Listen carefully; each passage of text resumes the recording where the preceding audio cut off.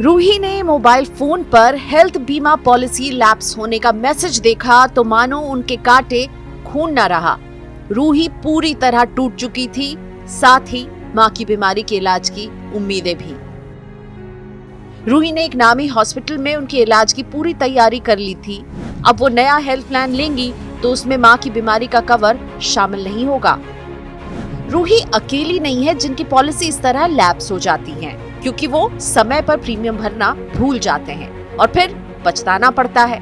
इसकी पीड़ा कितनी होती है ये तो भुक्तभोगी ही जानता है। तो आइए समझते हैं हेल्थ बीमा पॉलिसी लैप्स होने के क्या क्या नुकसान हैं और इससे कैसे बचा जाए। कोई भी पॉलिसी यूं नहीं लैप्स हो जाया करती। प्रीमियम भरने की आखिरी तारीख के बाद भी अमूमन 15 दिन का ग्रेस पीरियड मिलता है। इस ग्रेस पीरियड में भी आप चूक गए तो समझो बड़ा नुकसान। हेल्थ इंश्योरेंस में कई ऐसी बीमारियां होती हैं जो बीमा की शुरुआत से कवर नहीं होती हैं। ये बीमारियां 2 से 3 साल के बाद कवर में शामिल होती हैं। इसे इंश्योरेंस की भाषा में वेटिंग पीरियड कहा जाता है।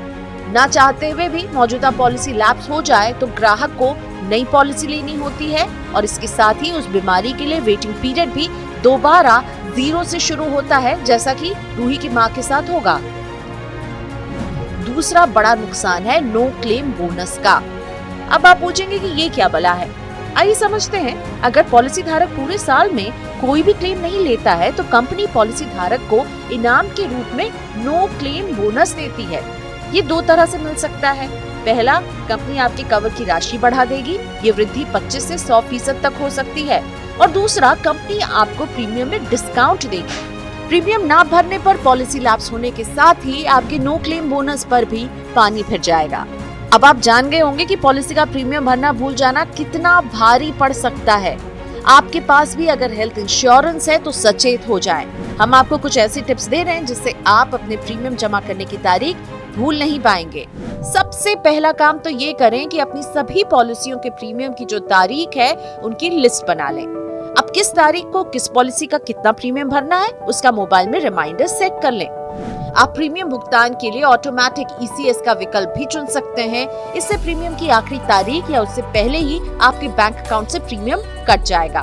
बीमा कंपनियों का कई बैंकों से टाई अप होता है। इन बैंकों के ATM से भी आप बीमा प्रीमियम का भुगतान कर सकते हैं। इसके लिए आपको पॉलिसी नंबर और डेबिट कार्ड नंबर के साथ बैंक में इस सर्विस के लिए रजिस्ट्रेशन करवाना होगा।